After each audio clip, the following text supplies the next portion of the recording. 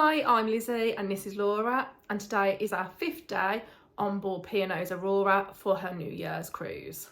We've still got plenty more content coming up about this cruise, such as our full cruise review and cabin tour and review, so make sure you subscribe to our channel so that you don't miss it. Today we should be in Bruges, but we are not. We have got another day at sea. We had planned to go to Bruges on the train from the port, which is something we've never actually done before because we've normally got a coach transfer instead. Last time we were in Zeebrugge, we decided to go to Ghent on a Ghent on your own trip, which you can see all about on our P&O Britannia playlist. So we had the first night in our new cabin last night, and we did have a bit of a lie-in this morning because we finally managed a good night's sleep. We do actually have some air conditioning that's working, and it was just so much better. We've missed breakfast again. To be honest, it doesn't really bother us if we miss breakfast because there's plenty of opportunities to eat on a cruise ship. But we got up, got ourselves ready and went for a walk around the Prom Deck. We spent a little bit of time out there on the Prom Deck doing a couple of laps around. It wasn't too cold out there. There was a bit of wind, but it was just nice to sort of, blow the cobwebs out and enjoy the fresh air. Because we weren't in Bruges, we decided to treat ourselves to a glasshouse lunch. As you'll have noticed, we absolutely love the glasshouse on Aurora, and it would have been rude not to eat in here at some point on the cruise. We decided to share 3 of the small plates for a starter.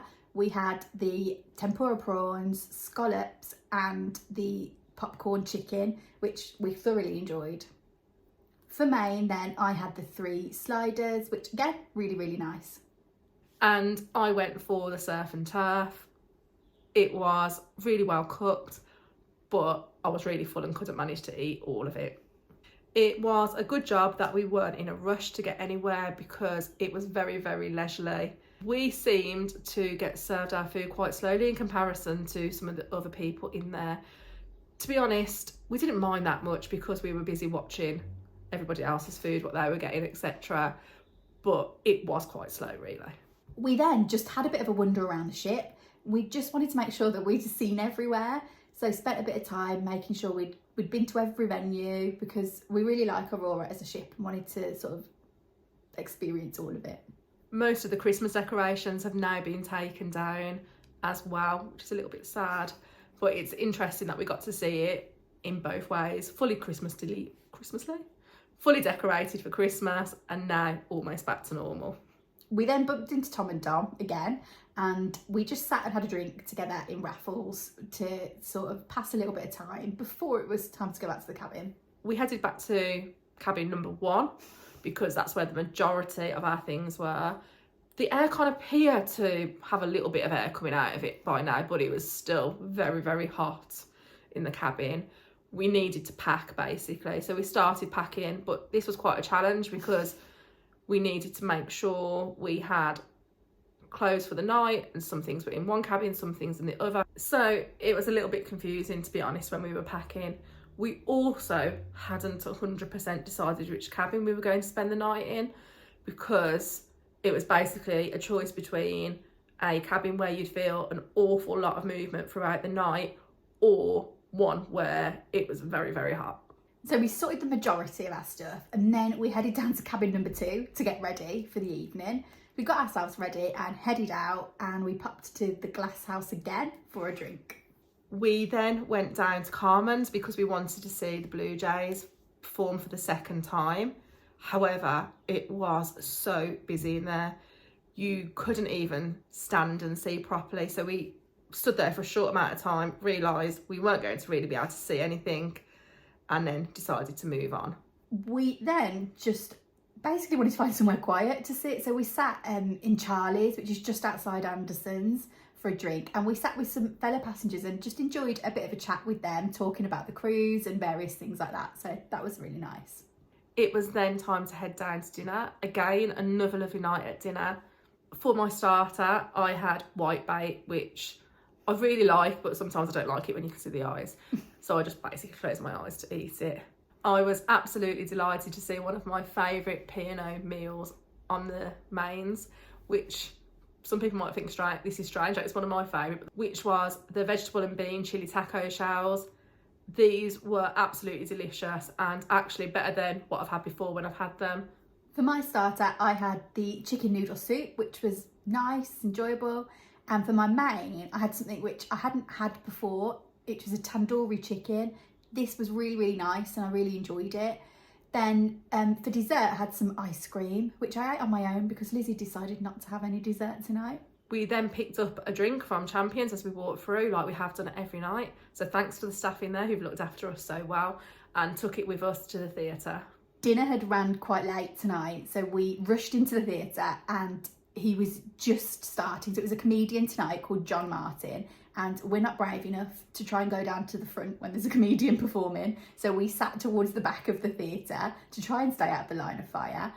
It was a very wise thing to do as well, Yes. because everybody who did walk down to the front, he did call them out. He got the audience laughing. He made some of those good old classic cheesy jokes that makes cruisers chuckle. We both enjoyed the show and we did think that he was a good comedian, and it was clearly enjoyed by lots of people sitting in the theatre around us as well. There were lots of laughs going on. Because it was the last night and we know you have to get out of your cabin early at 8 a.m, we decided that we weren't going to have too late a night tonight, but we wanted to have a final drink. So we headed up to the Crow's Nest and we sat up there for a little bit. Unfortunately, I ended up knocking over Lizzie's last drink, which she was really pleased with as well because it came in a nice glass, and I knocked it over and I timed it very badly because the bar had then closed, so we had to go down to Masquerade to have another drink, otherwise Lizzie would have been without. It's been a couple of nights since we last went to the late night buffet, so we thought, being our last night, we should grace it with our presence. We enjoyed a usual mixture of food, as you always do in a buffet, and then we decided to head up to cabin number 2 for our sleep. We had previously popped back to cabin number 1 to finish packing, and we put our suitcase outside there, and when we went in there we had just decided that the cabin was far too hot to sleep in. It was a very windy night, so cabin number 2 was very noisy. We were really close to a door that led to a crew area, and you could almost hear something like swinging and hitting something else in there through the night. So it wasn't the best night's sleep, but the weather can't be helped. You could also hear the rain hitting and the spray hitting the side of the ship all night, because as I said, even though it's an inside cabin, it's on the outside of the ship. It was quite bizarre. We did manage a couple of hours sleep. It wasn't the best night, but I suppose it was better than nothing. And then, as is usual, on the last morning of a cruise, we were up early as we had to be out of our cabin for 8 a.m. At about 20 to 8, there was a knock on the cabin door, and by the time I reached the door, there was no one standing there. So we just continued to get ready. And then at about 10 to 8, there was another knock, and the cabin steward was standing there. He then said, "You need to get out of your cabin." I said, "No, we are still getting ready. We will be out by 8 o'clock, which is the time that we are supposed to be out by." We left the cabin at 8 a.m. and because we were the last one on the corridor, we essentially then walked the length of the corridor, and we could see actually that the cabin steward had pretty much finished turning around the majority of the cabins in this area. So he was obviously waiting to do the last one, which was ours. We then headed to breakfast in the main dining room, which was a good way to spend our last morning. We did have to queue to get into the main dining room for breakfast, which is pretty normal for disembarkation. We got seated on a table for 4 because we were with Tom and Dom, and I had a couple of croissants because I wasn't really that hungry after everything I'd eaten at the late night buffet, and Laura had some pancakes. Yeah, which were nice, but they were massive, so I couldn't get through them all. It was then time to get off the ship, and I scanned my card and walked through without any issue at all, and then we see Laura getting off the ship. I was honestly gobsmacked at this moment because when my card was scanned, it came up on the screen that I had an item in Lost and Found. I had no idea what this could possibly be, and Lost and Found was just at reception, and Disembarkation was right next to reception. So I headed over there, and obviously reception knew us quite well at this point because we've seen them a lot.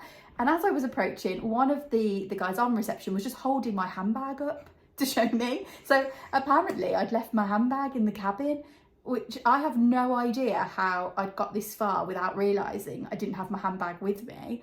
But it was very lucky that it had been spotted, because inside I had my house keys and my car keys, I had my purse, my passport, just essentially everything that I need in life. So it's a good job they did have that, and I got that back. There were not many suitcases left in the baggage hall now, as we were some of the last people to get off the ship. So we grabbed our suitcases, headed outside, and we jumped in a taxi to get back to the car park, and then we headed off home. Disembarkation was so easy on board Aurora. It's obviously a lot faster on a smaller ship because there's a lot less passengers around, and we found this was particularly smooth.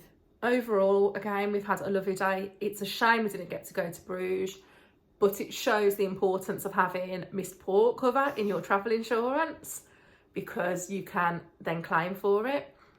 We enjoyed our glasshouse lunch and our quieter night on board. Thanks for watching. Don't forget to give this video a like by clicking the thumbs up, and make sure you drop any questions you've got in the comments below. Please also make sure you subscribe to our channel. You can also follow us on social media. We're Sisters on the Seas.